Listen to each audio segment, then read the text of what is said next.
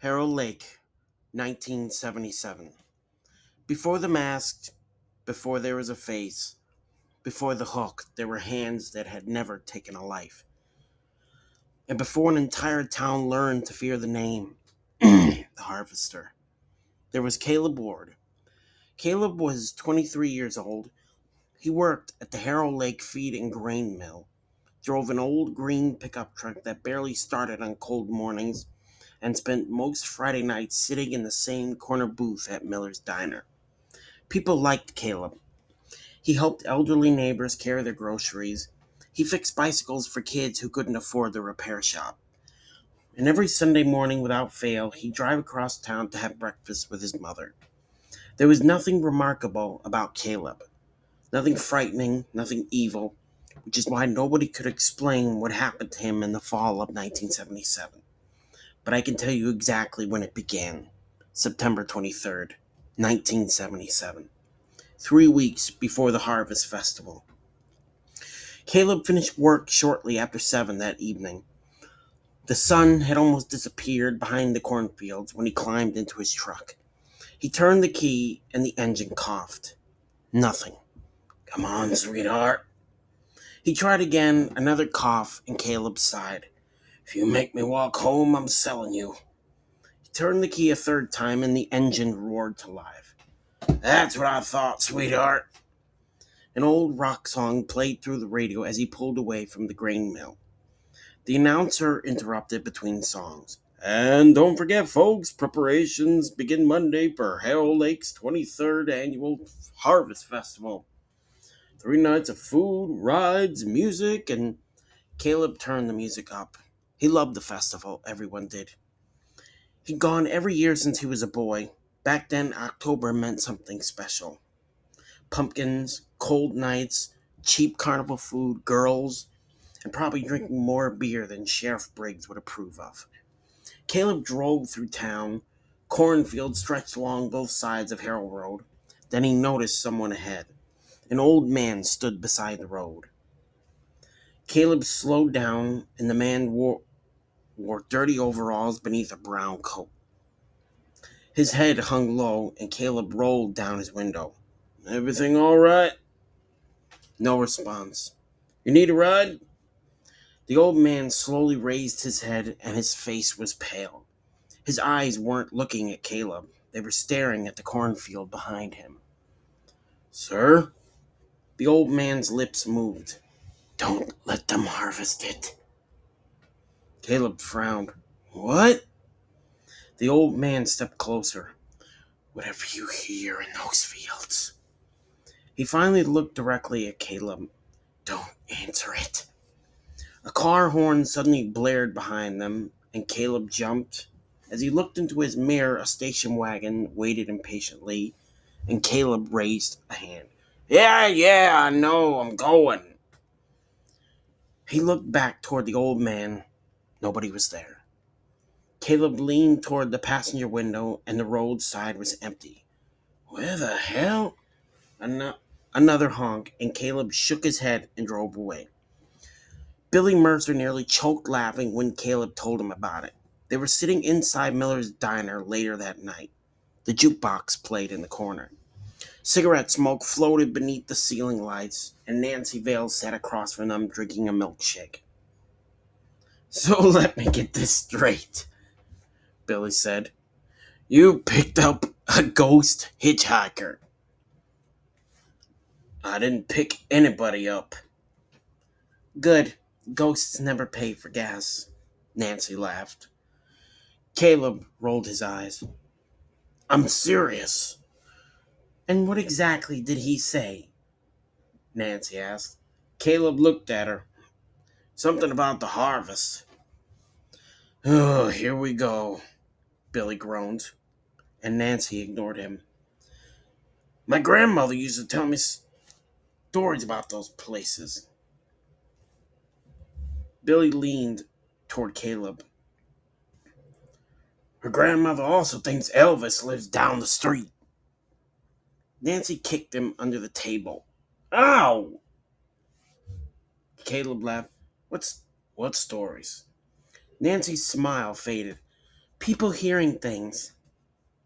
What kind of things? Voices. Billy made an exaggerated ghost noise, and Nancy glared at him. I'm serious. She looked back at Caleb.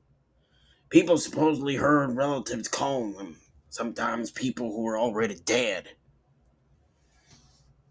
Caleb's smile disappeared. And? And what? What happened if they followed the voices? Nancy stared at him. I don't know. Billy raised his drink. Well, there's tonight's cheerful conversation. They laughed. Caleb did too. But something about Nancy's story stayed with him. Caleb left the diner at 11:30. By then, Harrow Lake was almost asleep. He drove alone and the radio played softly. He approached the same stretch of road where he'd seen the old man. Caleb looked toward the shoulder. Empty. See? He smiled. Ghost hitchhiker. Then the radio crackled. The music vanished. Static. Caleb adjusted the dial. Nothing. Another station. Static. Come on. He switched the radio off and the static continued. Caleb slowly looked at it and the dial was off. Then he heard something through the speakers. A whisper. Caleb. His smile disappeared. Caleb. He slammed on the brakes and the truck stopped in the middle of the road. Silence. Caleb stared at the radio. Then something slammed into the passenger side of his truck. He jumped. What the hell? Caleb grabbed his flashlight and climbed out. Nothing. He walked around the truck and a long scratch ran across the passenger door. Caleb touched it, then he heard crying. Somewhere inside the cornfield. Caleb raised his flashlight. Hello? The crying stopped. He remembered the old man. Whatever you hear in those fields, don't answer it. Caleb stepped backwards, then the voice came again. Help me. A woman, terrified. Caleb couldn't leave somebody out there. I'm coming! The crying immediately stopped. Caleb froze, and the corn moved. Something was coming toward him, fast. Caleb backed away. Hello? Closer, Caleb ran. He jumped into his truck and turned the key. Nothing. No, start! The corn shook violently. Caleb tried again. Nothing. Something reached the edge of the field, and the engine finally started. Caleb floored it. He never saw what came out of the corn. At 3:17 that morning, Caleb stood over his bathroom sink. He hadn't slept. He splashed cold water across his face. Get hold of yourself, boy. He looked into the mirror. His reflection looked exhausted. Caleb reached for a towel, then stopped. Mud covered his fingernails. He stared. He hadn't even touched the ground. Had he? Caleb scrubbed his hands until his fingers hurt. He looked into the mirror again. For 1 second, the man in the reflection wasn't Caleb. The eyes looked darker. The mouth seemed to stretch into the beginning of a smile. Caleb wasn't smiling. He stumbled backward, and the reflection returned to normal. The next morning, Caleb told himself he'd imagine everything. By Monday, he almost believed it. Then he started losing time.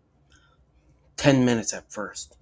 Caleb would be loading grain at work, blink, and suddenly find himself staring or standing somewhere else. Then it became hours. One morning, he woke inside his truck and it was parked beside the cornfield. The clock read 4:12 a.m. His boots were covered in mud. Caleb had no memory of leaving home. He stopped going to Miller's Diner. He stopped answering Billy's calls. Then he stopped visiting his mother. At night, Caleb dreamed about Harrow Lake, except the water was black. Hundreds of people stood waist deep in it. They had no faces, and beyond them was an endless cornfield. And something inside it kept whispering, Harvest! Every night the voice grew louder, and every morning Caleb woke closer to the field. Then the symbol appeared. 3 crooked lines crossed by one long slash.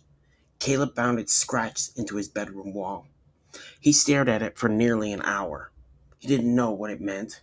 He painted over it. The following morning, it was back. This time, there were 2. Caleb painted over them again.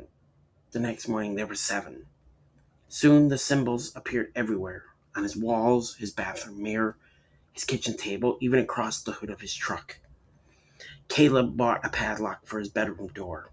It didn't help, because the symbols weren't being made by someone trying to get inside.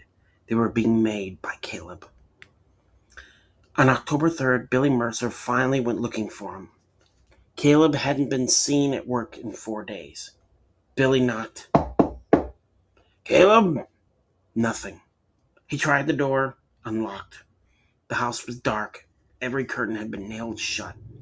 Newspapers covered the walls, and strange symbols covered the walls. Jesus Christ! Then, clang. Billy froze. The sound came from the basement. Clang. "Caleb?" Billy opened the basement door, and a dim light burned below. He slowly descended. Caleb stood at a workbench. Billy almost didn't recognize him. His beard had grown. Dark circles surrounded his eyes. His clothes were filthy, and on the workbench were things Billy couldn't explain. Leather, old cloth, metal straps, a hammer, and a rustling harvesting hook from the grain mill. "What in the hell are you doing?" Caleb stared at the table. "I don't know. Come on, man, we're getting you out of here." Billy touched his shoulder. Caleb spun around and grabbed Billy's wrist hard. Billy's smile disappeared. "Caleb!" Caleb stared into his eyes. "It's almost time." "For what?" Caleb's fingers tightened. "The harvest." Billy tried pulling away. "You're hurting me." Caleb suddenly released him. He looked horrified. I'm sorry. Buddy, you need help. Get out. I'm not leaving you. Get out. Caleb, get out. Billy backed toward the stairs, and Caleb began crying. "Please, Billy." Billy stopped. For a moment, Caleb sounded like himself again. "Please." Billy climbed the stairs. Before closing the door, he looked back. Caleb was sitting alone, his face buried in his hands, and on the workbench beside him, Billy saw what Caleb had been building, a mask. 11 days passed. Nobody saw Caleb Ward. Then came October 14th. Billy Mercer stayed late at the Harvest Festival grounds to lock the equipment shed. Shortly before midnight, he heard footsteps behind him. Billy turned. Nobody. Then, metal scraping against wood. "Hello?" A figure stood beneath the Ferris wheel.